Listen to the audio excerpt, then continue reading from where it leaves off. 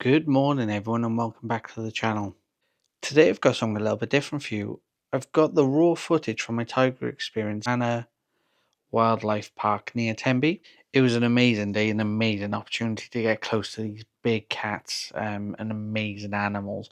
So I thought I'd share the raw footage with you today now before the actual vlog comes out. The full Manor Wildlife Park vlog is due out shortly. But for now, enjoy the tiger experience. So let's just jump straight into it, and I'll catch you at the end. I like to call them the gremlins. This tiger here, that's Zaza. So she's not part of the experience at the minute because she is under her own little quarantine. Aww. So the 7 tigers in general are under quarantine in terms of for us keepers. But just to limit any interactions with Zaza, with like the limited people, she will go out after the experience, so you'll be able to see her a bit closer. She's just not participating in the actual experience. So what we do is we're going to do the experience with the 3 of them. Once all the food's gone, we'll then let the others out so you can see them, and we'll just spend a bit of time around with them. Lovely. I could just get you thinking and setting up for a move. So we're just doing the experience from the side paddock. Oh my god. So just a few little health and safety things just before we get going. So you don't want to get too close to the mesh. I always say use the daisies as a bit of like a barrier. Yeah. And that's just because the mesh can move. It's got a bit of flexibility in it. Purely because if the tigers run at it or winds and stuff, it needs to have that bit of sort of leeway. Then when you do feed the tigers, he'll probably have the most bit to begin with, and then when he's full he goes away. So this is Jaya, the dad. What you want to do with the meat is just get it on the tongs and try and keep as much meat sort of out of the tongs as possible. Yeah. Because what you want to do when you feed is keep the tongs on this side of the mesh, so the tigers can't get hold of the tongs. No worries. So we've got Ellen. There might be a little bit of that just because Hubby just didn't want to come in. Yeah. But we've got 2 sets of tongs, so if you both want to feed. And Karima, we've got the mum. She is a bit more nervous, so if she doesn't want to come out to this way, feel free to feed her in the race. Again, just same thing for distance. If there's a daisy here, maybe use that as your barrier just to put across. Okay. Do you have any more questions on the health and safety side of things? Don't think so. No. Nope. No, that's fine. I'll be here. So if you drop any, so if it just goes down, I can pick that up for you. That sort of thing. Nice slow movements as well because they are a predator species. So any fast movement, they're kind of like, oh, what's this meaning? And then once the food's all done, I'll sort of give a cue for the tigers to know that that's the food gone. We'll let out the others and then we'll talk some more about them. But just enjoy your feeding experience. If you want me to take any pictures or hold anything, just let me know as well. Oh, thank you. Thank you. Oh. Come on in, it's your experience. Oh god. I'm a bit nervous now. You'll be fine. It might take a couple of goes as well, so don't worry if you feel like you're dropping it. The tigers are very patient. Apart from sometimes the cubs. They're still learning their manners. But the adults, they've been here for many years, so they know what they're doing. Jaya, you've been very good. I can't hold your dad. You haven't seen. Wow. To see the difference. Can I give you that? Is that okay? Yeah, whereabouts am I holding? Oh, there we go. Yeah, if you need to move it, you can either move it up and down or just use the stick. Yeah? Is that okay? Yeah, that's perfect. I mean, God can feed another. Yeah. Yeah.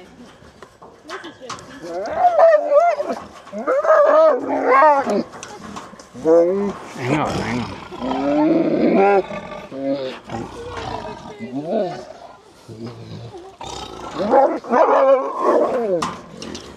He got it. She got it.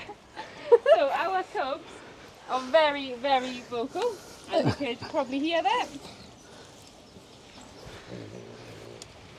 Come on in. He's a greedy one. Yeah, as I say, the cubs haven't really learned their manners yet, but it's good when we just have one of them out because it is them learning. So we do try and rotate the cubs so they all get a chance to do an experience and just sort of get used to this pond feeding aspect and sort of how to share. Yeah. Because at the minute when there's the 4 siblings, they are every tiger for themselves. It's like feeding the cats at home, so. Yeah. Oh, I'm sorry. There you go. He's a very polite one. So that's Sharima's sort of. She is our cleanup staff. God, their teeth are so big, aren't they? Yeah. Yeah, Jaya, you can kind of see the size. Yeah. So the cubbies Go now, on. they had their first birthday yesterday actually. Oh, okay. So you'll sort of see Jaya's now fully grown. He is 11, Wow. Sharima's 12. So our adults, they'll not get any bigger, but the cubbies, they'll still get bigger in size and fill out a lot more as well. Wow. There you go. Wow. It's huge. I haven't got anything. There you go. I know. I know.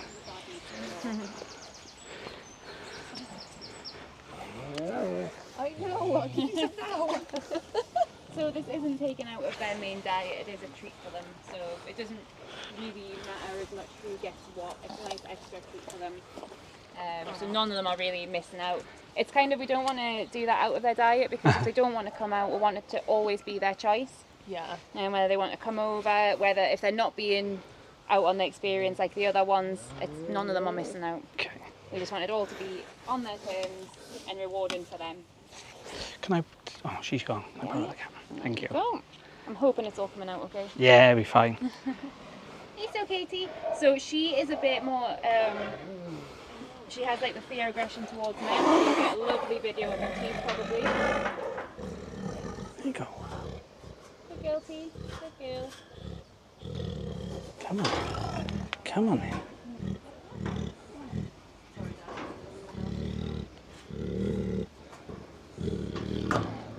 Good girl. So when you come up, that's it, nice and slow, perfect.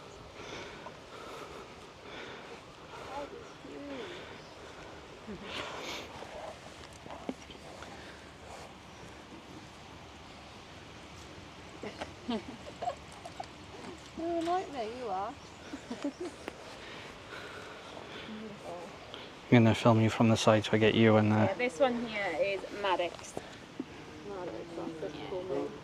Come on, Maddox. So Maddox, we actually call him the problem child. He is lovely, like he's such a character. I mean, all the cubs have characters. Merlin's sort of a lot bigger and he's a bit of a shy baby. You've got the two girls, Sarah and Ellen, that also love their food.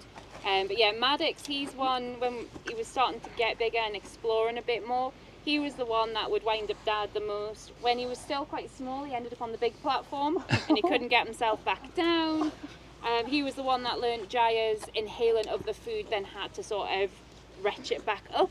It never looks pleasant. It is literally, the tigers are just not chewing their food and he learned that straight from his dad.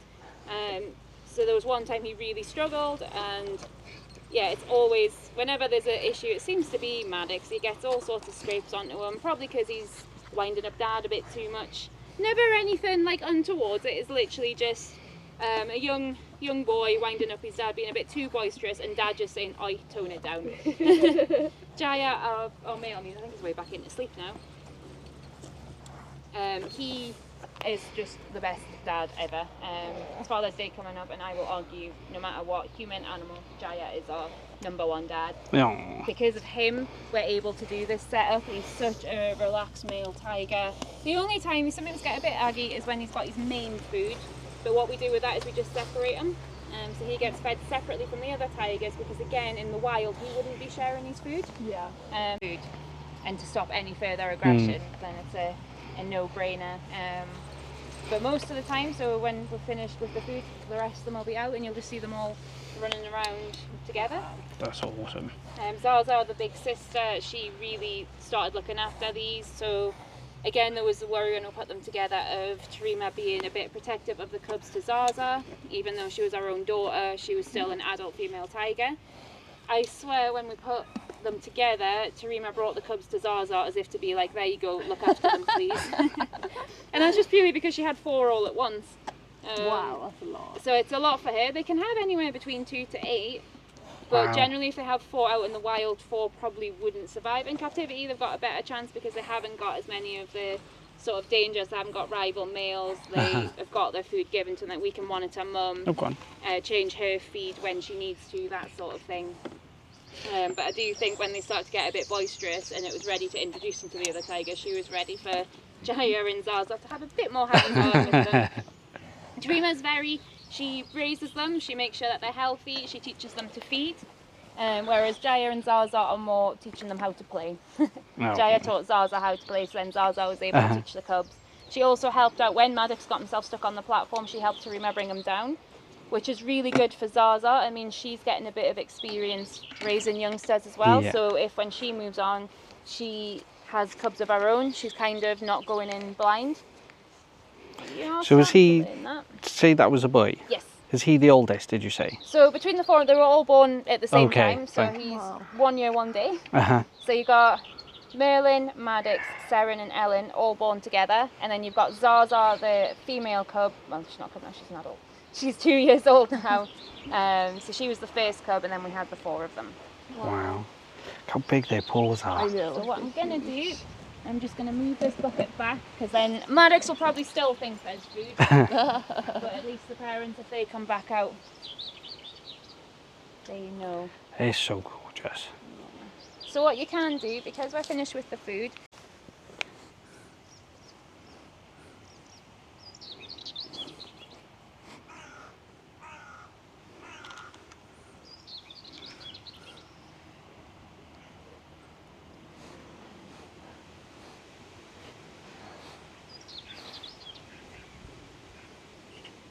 Beautiful, isn't it? It is, it's a big look on wallet. Yeah.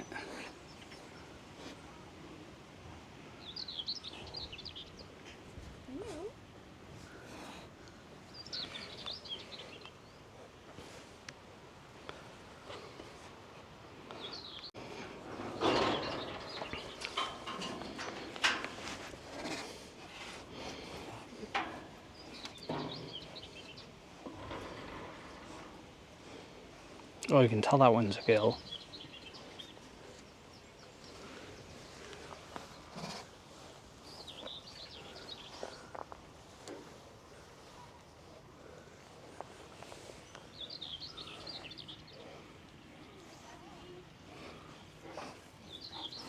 so this one here, this is Zaza. Beautiful. So she has had food this morning as well, so she's doing her training. So again, another reason why she's not doing the experience part is we're saving her food to do her crate training, and so the crate's on the other side. So they'll all come to you looking like and complaining that they're starving, but yeah, they all have had bits and pieces. These got some snacks this morning when I got them all in, because they all come in really well. But they'll still have a sniff around and see what else they can find. Yeah. Go ahead.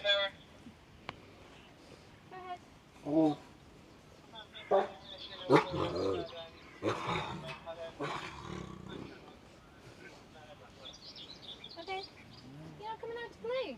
It's getting warm. Are they like domestic cats that'll sleep for hours throughout the day, or are they more lively and active? They they'll sleep for a little bit.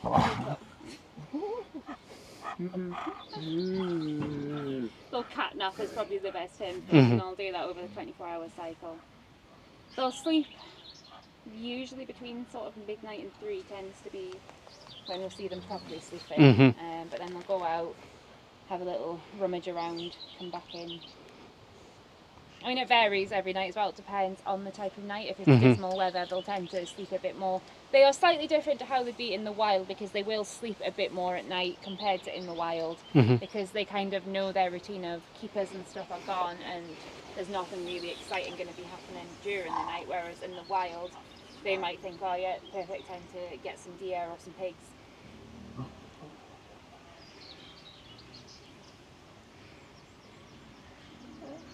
See if I can get so yeah, Zaza's lying down in the middle of the race. You've got Maddox next to her. Now Maddox is almost like Zaza's double, and I think when she goes, he's going to turn exactly like her. He's got the fluffiest face, and he is the biggest out of the 4. I think Maddox is spooted behind him. This is one of the girls. I think this is Ellen. So some of the ways we can tell is by their stripes. So all the tigers have different stripe markings. And I know the difference between the girls is Ellen has a full circle on her right arm. Wow. It was like Indy though, wasn't it? Yeah. Oh. We used to have a Bengal or cross Bengal cat, and Yeah. again it was the stripes that you Yeah. could tell him. Yeah, I mean, like with the older ones, we can just tell by looking at them from their Yeah. size. With the cubs, I will admit it took me a minute to get. And if they're in a distance, if you asked if they're at the other side of the paddock, I'd be like, I'm not really sure. Unless Merlin's probably the most distinguishable at the minute because of his size, but he's probably not always like him. And Maddox will be bigger as they keep growing. They'll be bigger than the girls, so that'll be one way to tell. Yeah. But yeah, it's good that we've learnt the markings on them because the markings will not change. Yeah. Do they sleep? Will they sleep on like summer's night outside, or do they always Yeah. come inside? Yeah. So we have they basically have access all the time unless it's really strong winds. And when the winds are sort of above 40, we'll bring them in, just purely for everyone's safety. Yeah. But yeah, if it's raining, if it's sunny, so the likes of tonight, they'll have access. So at the minute they've just got access to the side paddock, but when Zaza moves, it'll be access to the all of them again. Wow. When's Zaza moving? So we can't say the exact date yet, but we're hoping this month. Reason why we don't is it is all planned, but a lot of things can happen. Yeah, of course. Partly we don't want to announce it in case something falls through, and we also don't want to jinx it. Yeah. Yeah. Of course. So we're just doing everything that we can to prep her. So yeah, we're doing a bit of training with her. We're coming in at night in the next few days to get her used to being, because we're going to be moving her at like 2 to 3 in the morning.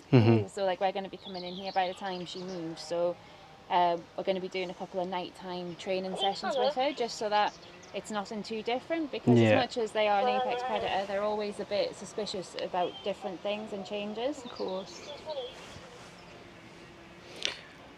What does the move process look like then? A lot of paperwork. Yeah, I can imagine.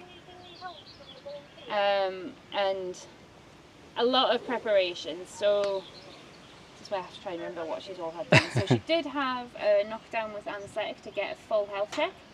So our vet came in, was able to check her teeth. We took x-rays, we took bloods, we gave her some vaccines.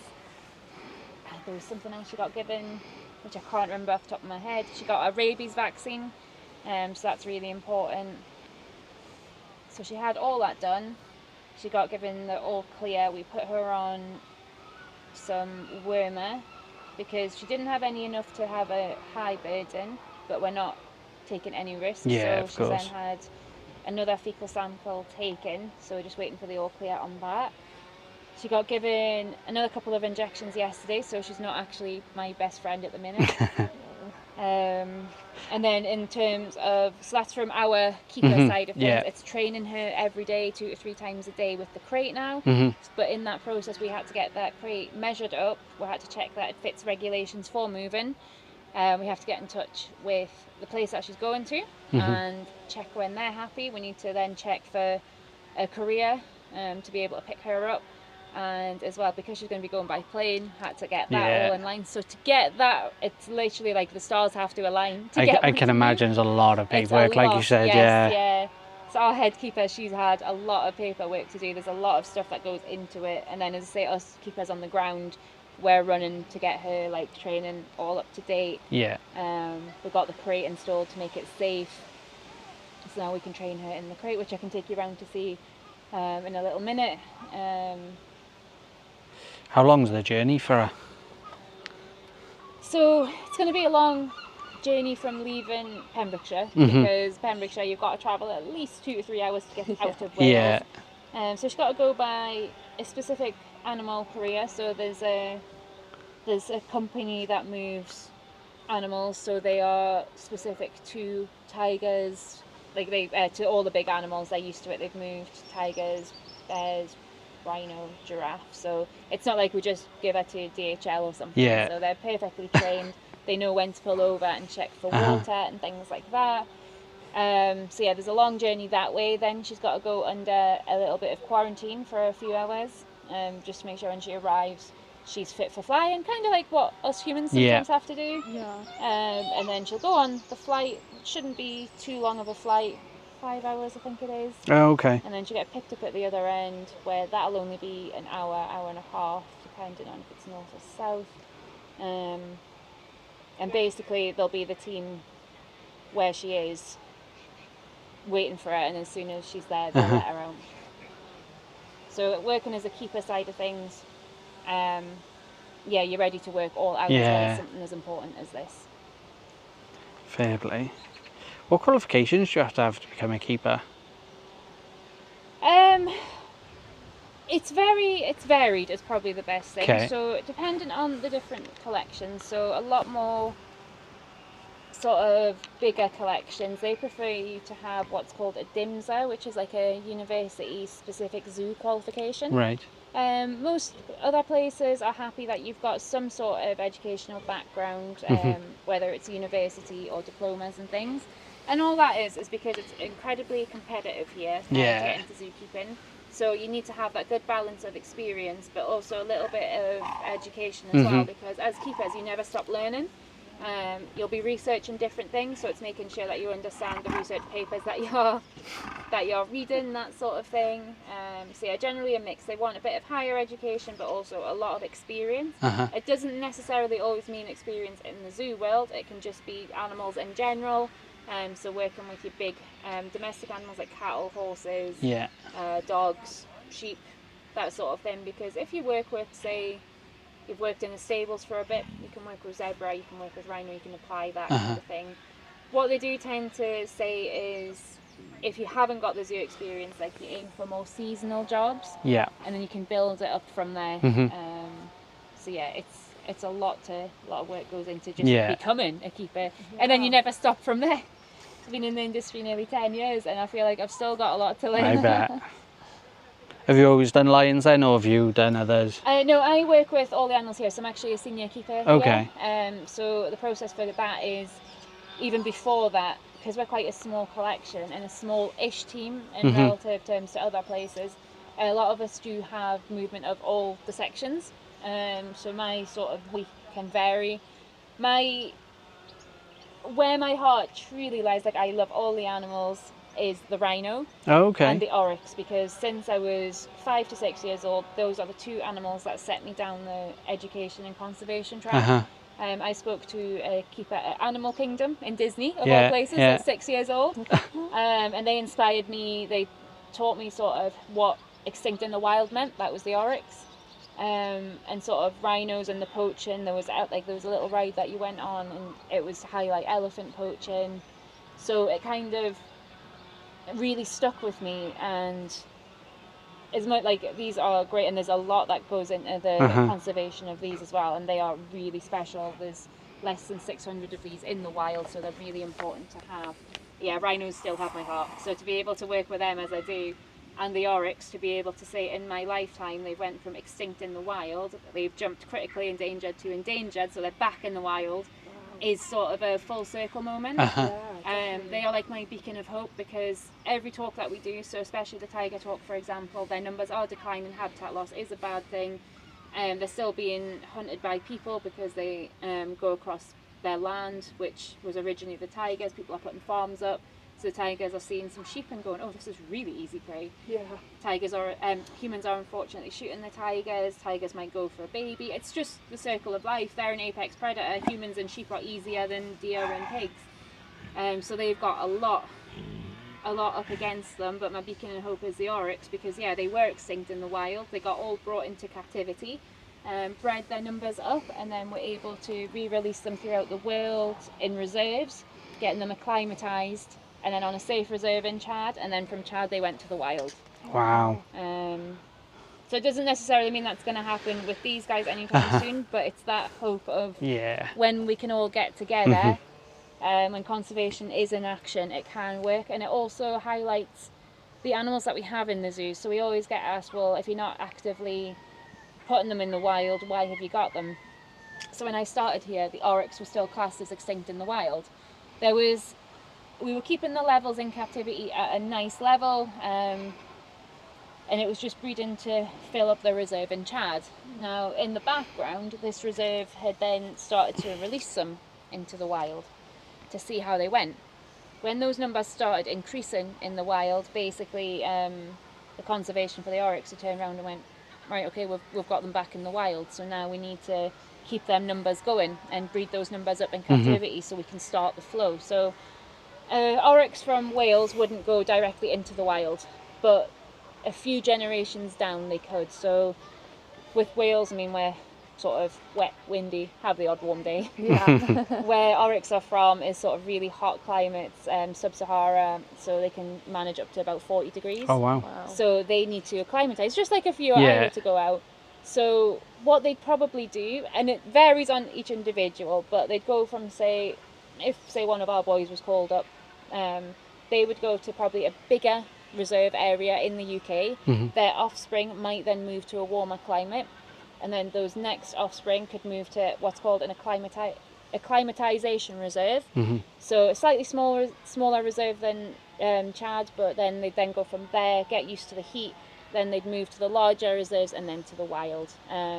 Some of them might bypass that depending on where they're originally from, but yeah, you tend to think that that's sort of how it would go. It's not just, from Wales straight to out in Africa. There's a lot that goes into it, but in the process of having them here, before they get released, it's making sure you've got healthy bloodlines all across captivity, so that when that time comes for them to go into the wild, there is healthy genetics going back as well. So a lot goes in behind the scenes. Even if you're wandering around the zoo and you're not seeing active rewilding and things like that, they're actually probably being held like these guys. So Sumatran tigers, there's 600, potentially less in the wild. Anything could happen, those numbers. There could be a really bad natural disaster. There could be a virus that wipes them out, because it could happen, something like that. A massive tsunami wipes out half the population. Anything. So what we want to do is, in case that does happen, or if the poaching gets really, really bad, like what happened with the oryx, we've got the safety net so that the species isn't extinct. And then it would be the case of we can start reintroducing them as and when it's safe to do so. They might find if they get too much of a bottleneck in the wild, they can move the odd tiger into the wild from captivity to help the bloodlines. So there's all sorts goes into it. So our 7, so we've got Jaya and Trima, who's mum and dad. They'll probably always stay here, but their offspring, who knows for their future for tiger conservation. Wow. They're very important, and it'll be seeing where their lives go.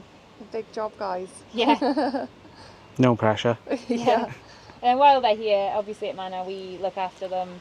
We put our heart and soul into caring for them, but we're also fully aware that they will probably move on when they get old, and that is fine, because that's again what they do in the wild. We can sort of see Zaza getting a bit twitchy, so when she's lying down here with the cubs, when the cubs were younger, she was absolutely fine with them. She'd let them jump on her, that sort of thing. We're noticing now she's just kind of needing her own space. Yeah.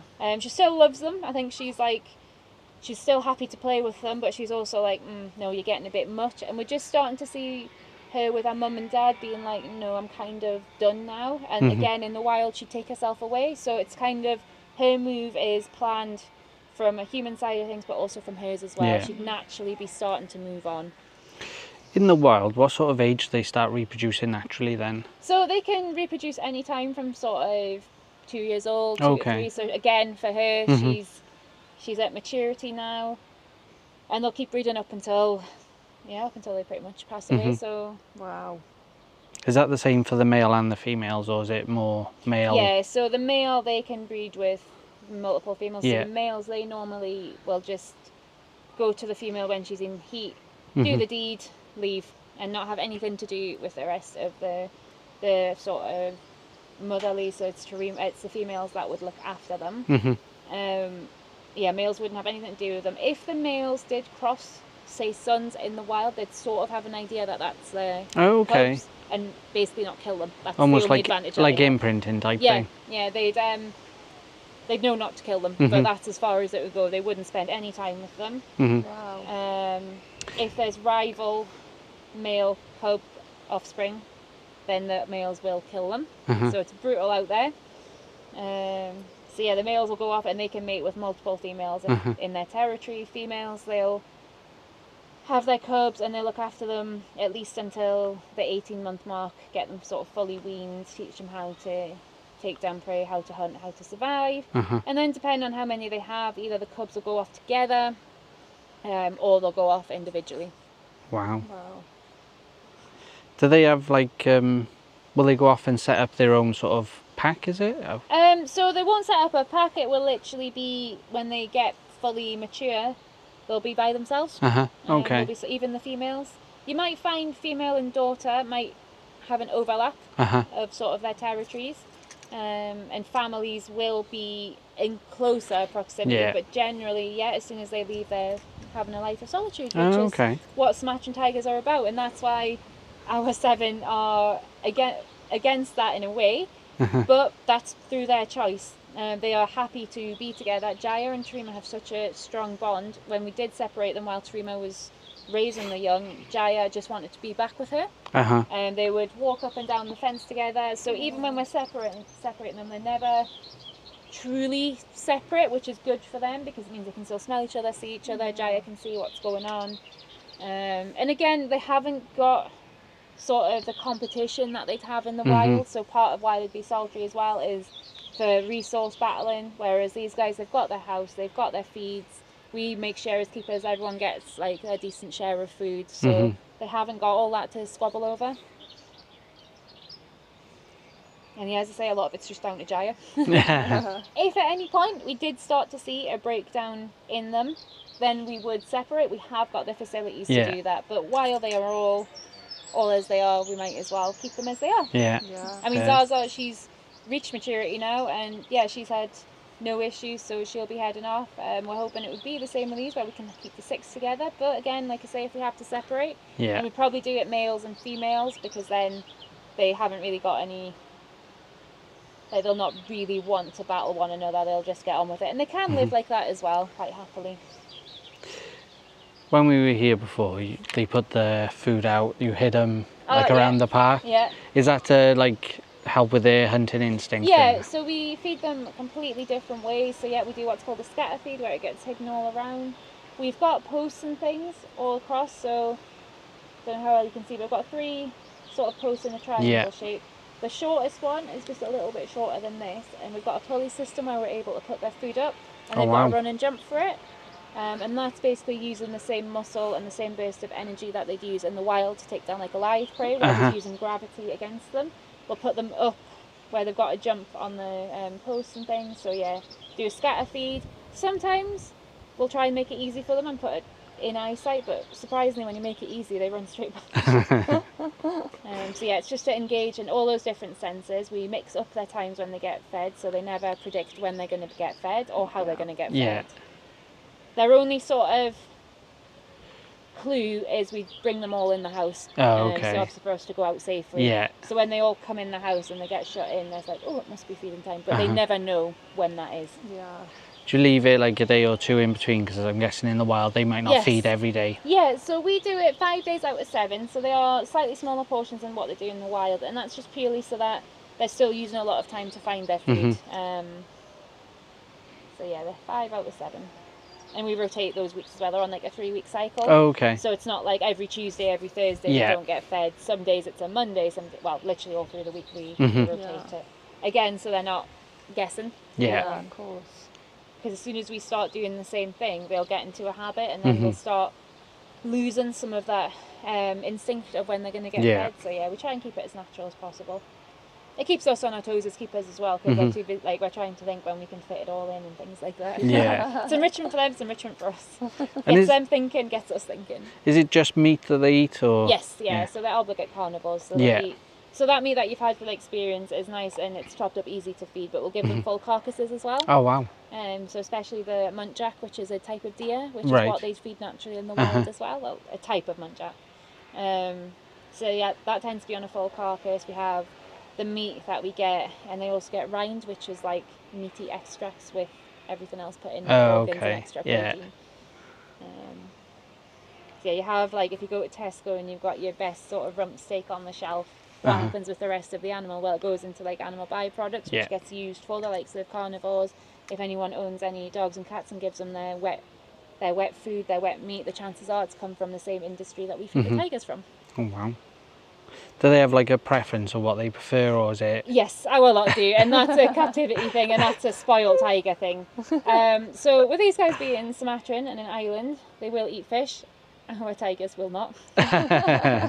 Even the salmon brine that we try, they're a bit sceptical. They'll eat it because they're hungry, but what we find is, general fish they're not bothered about. They'll leave it, and the birds will end up stealing it. I think Tarima's preference is a rabbit.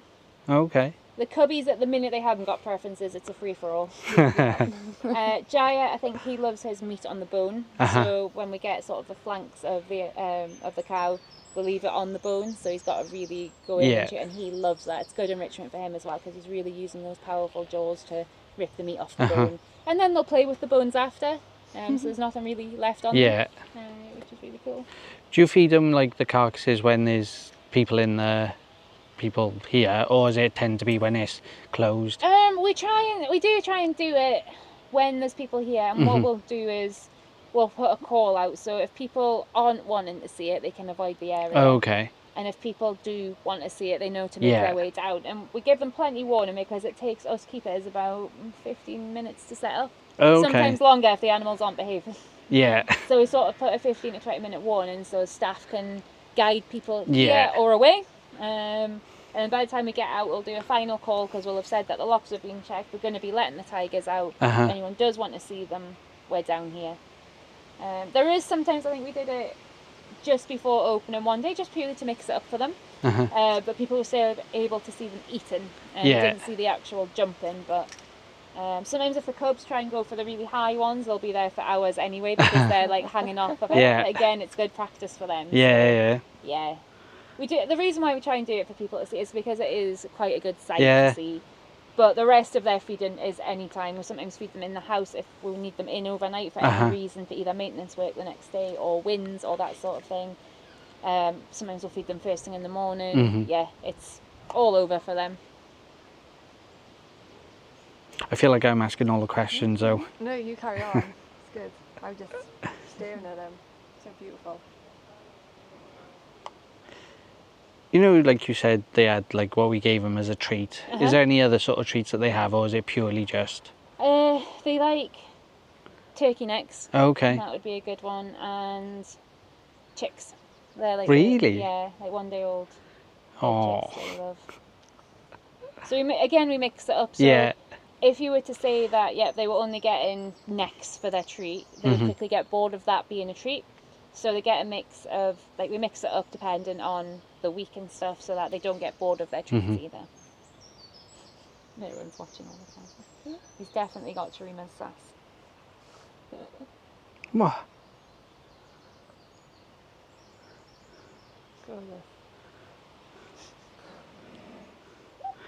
Just a bit louder than Loki, isn't it? Yeah. We got 2 house cats. Oh, nice. And the one of them doesn't like anyone apart from us. Yeah. And that's what he does when they're around. He growls and hisses. That's like Tarima. Alright, then we'll try and sneak away while we're all quiet. Hang on just a sec. Oh, so that's her moving crate. So when she moves to a new place, that's where she'll be for the hours. We can see her in there, look.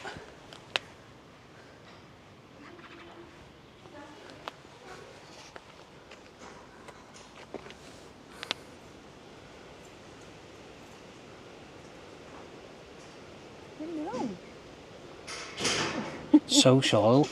Yeah. Beautiful little. I'm sure that was the one that was sat down by the fence the last time you were here. Look at the size of Dad though. I know. It doesn't do it justice on camera, but he is huge, isn't he? He's massive like this. He is beautiful. You're cute. Your dad's beautiful.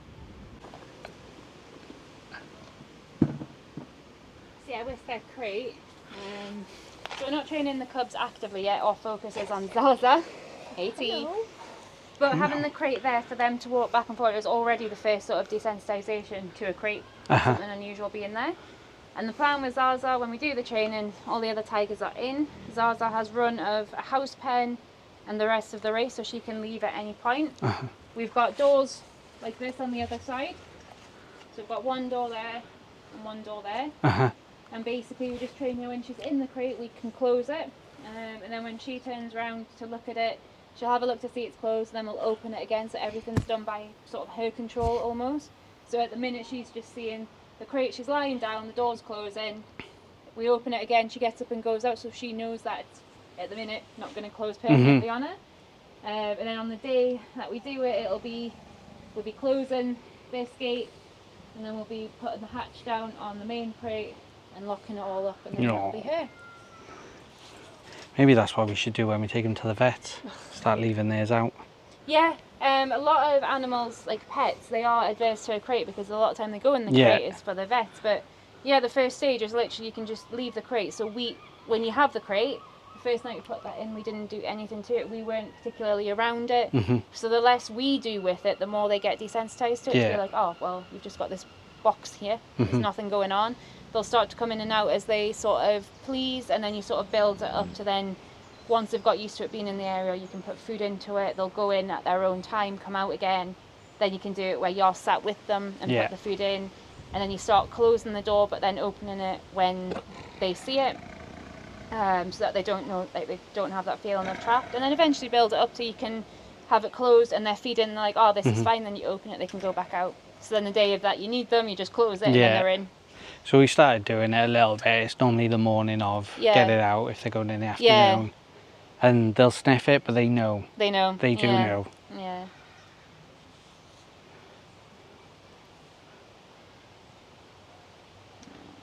Alright then, T-Bean. It was lovely to meet you guys.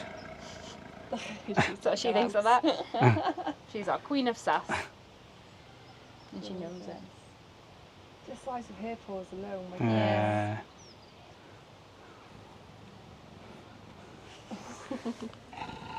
I know. I just want to be your friend.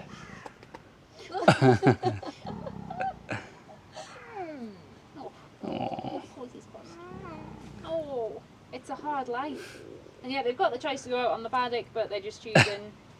Is that because we're here, or? No, they just have the option.